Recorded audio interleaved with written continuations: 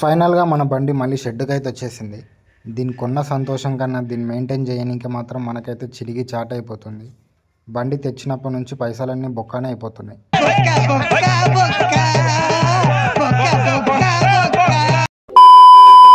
So మనమైతే hitech city రోడ్ల మీద బేవార్స్గా తిరుగుతున్నామని అనుకోకండి.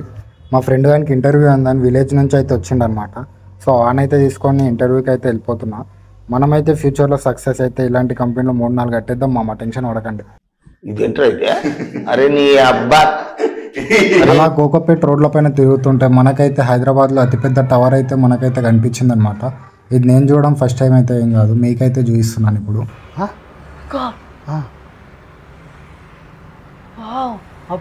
సో ఫైనల్గా మనమైతే ఆఫీస్ దగ్గరికి అయితే వచ్చేసినాం. ఈ ఆఫీస్లోనే మా ఓన్కి అయితే ఇంటర్వ్యూ అయితే ఉందన్నమాట. సో ఆడైతే లోపలికి వెళ్ళిండు. ఆయనతో పాటు మనం వెళ్తుంటే సెక్యూరిటీ గెట్అవుట్ అన్నాడు.